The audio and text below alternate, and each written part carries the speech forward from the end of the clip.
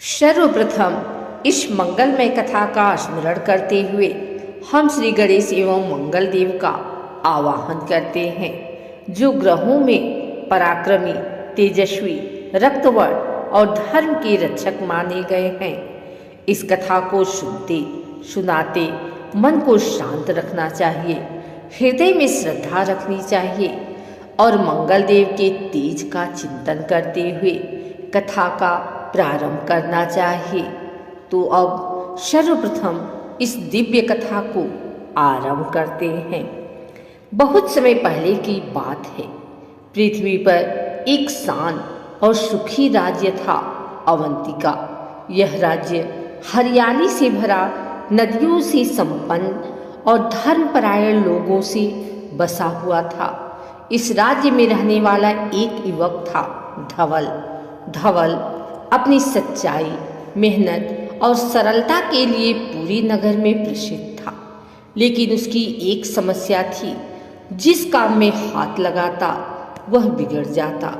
किसी व्यापार में कदम रखता तो घाटा, किसी नए कार्य का संकल्प करता तो अचानक बाधा, कभी बीमारी, कभी धन हानि, कभी ऐसा कि लोग बिना कारण उसके प्रति क्रोधित हो जाते। लोग कहते थे, धवल पर मंगल की दृष्टि असंतुष्ट है, उसके ग्रह अनुकूल नहीं है। पर धवल इन सब के बावजूद अपने पवित्र कर और सच्ची स्वभाव से कभी पीछे नहीं हटा। धवल की माता देवकी अत्यंत धार्मिक और ज्योतिष की ज्ञाता थी। उन्होंने एक दिन अपने पुत्र से कहा, बेटा, तुम्हारे जीवन में जो बाधाएं आ रही हैं वह केवल परिश्रम से नहीं हटेंगी। तुम्हें मंगलदेव की शरण में जाना होगा। ग्रहों में मंगलदेव वीरता के प्रतीक हैं और जब वह कृपा कर देते हैं तो कठिन से कठिन दिक्कतें दूर हो जाती हैं। धवल ने नमन करते हुए कहा, माँ, मैं तैयार हूँ, बस मुझे मार्ग दिखाइए। देवकी ने उसे बताया कि दूर जंगल के भीतर मंगल तीर्थ नाम का एक प्राचीन स्थान है, जहाँ एक सिद्ध मुनि अत्रि ऋषि के शिष्य महर्षि गालव तपस्या करते हैं। वही मंगल देव के प्रिय साधक हैं।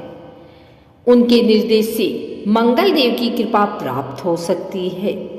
धवल ने संकल्प लिया और अगले ही दिन पर्वतों की ओर निकल पड़ा। घने जंगलों, गहरे नदियों और ऊंचे पर्वतों से गुजरते हुए धवल 5 दिनों की यात्रा करके मंगल तीर्थ पहुंचा। तीर्थ के पास पहुंचते ही एक शक्तिशाली लालाभा वातावरण में फैली हुई प्रतीत हुई। शिवलिंग पर रक्त चंदन का चढ़ावा, कहीं दीपों की पंक्ति और हवा में गूंजता मंत्र, ओम क्राम क्रीम क्रौशः भौमाय नमः। मंगल देव का यह स्थान अद्भुत था। धवल ने आश्रम ढूंढकर महर्षि गालव को प्रणाम किया। गालव मुनि ने धवल को देखते ही कहा, वत्स, तुम्हारी कुंडली में मंगल प्रबल है, पर वह क्रोध में है, असंतुष्ट है। मंगल देव का प्रभाव तभी शुभ बनता है जब मनुष्य में साहस, सत्य और अनुशासन का संयोजन हो। तुम्हें परीक्षा देनी होगी, तभी मंगलदेव प्रसन्न होंगे।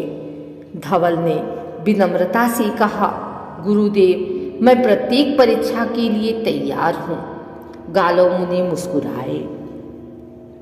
ठीक है वत्स, पहली परीक्षा साहस की, दूसरी सेवा की और तीसरी समर्पण की होगी। रात गहरी हो चुकी थी। मंगल तीर्थ के आसपास वन में भयावह गर्जना सुनाई देती थी।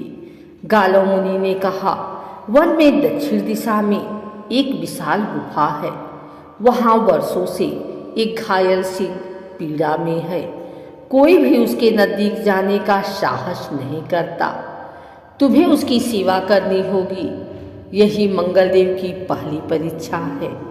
धवल बिना डरे चल पड़ा। गुफा के भीतर अंधेरा था और हवा में खून की गंध। सिंह का शरीर घावों से भरा था। उसकी दहाड़ पूरी गुफा हिला रही थी, लेकिन धवल के दिल में करुणा जाग उठी। वह धीरे धीरे आगे बढ़ा, घावों पर औषधि लगाई और भय के बावजूद सिंह के पास सारी रात बैठकर उसकी सेवा करता रहा। सुबह होते ही सिंह शांत हो गया, उसकी आंखों में कृतज्ञता थी। उसी समय आकाश में एक लाल प्रकाश चमका और एक तेजस्वी स्वर गूंजा, साहस परीक्षा उत्तीर्ण। अगले दिन गालव मुनि ने कहा, वत्स, आज की परीक्षा सेवा की है। नीचे घाटी में एक छोटा गांव है, वहाँ महामारी फैली है, लोग मर रहे हैं, कोई मदद करने को तैयार नहीं, तुम्हें उनकी सेवा करनी होगी। धवल तुरंत चल पड़ा। गांव में पहुंचते ही उसे भय, निराशा और रोने चीखने की आवाज़ें मिली, पर वह रुका नहीं। उसने बीमारों की सेवा की, औषधियाँ बनाई, बच्चों को पानी पिलाया, कमजोरों को सहारा दिया। 3 दिन वह वहाँ रहा। खुद बीमार होने के डर के बावजूद गांव धीरे धीरे स्वस्थ होने लगा। वापस लौटते समय आकाश फिर लाल प्रकाश से भर उठा। सेवा परीक्षा उत्तीर्ण। तीसरी परीक्षा सबसे कठिन थी। गालव मुनि ने कहा, वत्स, अब तुम्हें बिना किसी स्वार्थ, बिना किसी प्राप्ति की इच्छा के संपूर्ण समर्पण और आस्था दिखानी होगी। आज रात्रि तुम मंगल तीर्थ पर 108 दीपक जलाकर मंगल स्तोत्र का पाठ करोगे। तुम्हें अड़िग रहना होगा, क्योंकि यह रात्रि भयानक होगी। मंगल देव स्वयं तुम्हारी परीक्षा लेने आएंगे। रात छाई, वन में गर्जन, हवा की चीखती आवाजें और दीपक बार बार बुझाने की कोशिश करती तेज हवाएं, लेकिन धवल अड़िग था। एक एक दीप को फिर से जलाता, मंत्र पढ़ता और मंगल देव का स्मरण करता रहा। रात के अंतिम पहर एक महाशक्ति सामने प्रकट हुई। रक्तवर्ण, 4 भुजाएं, तेजस्वी मुख, हाथ में त्रिशूल, शक्ति, गदा और वरद मुद्रा।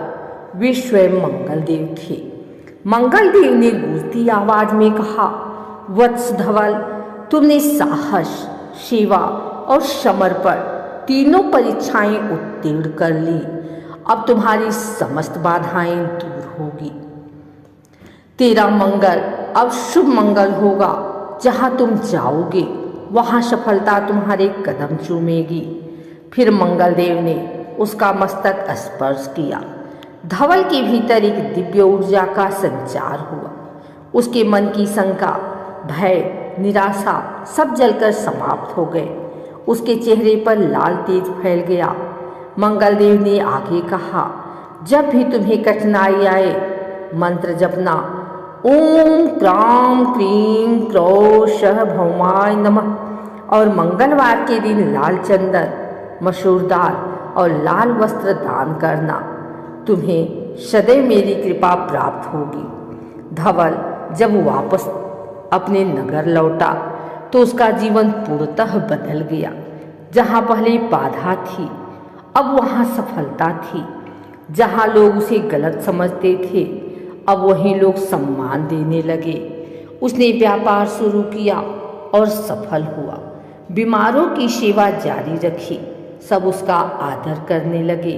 उसकी माता आनंद से भर उठी।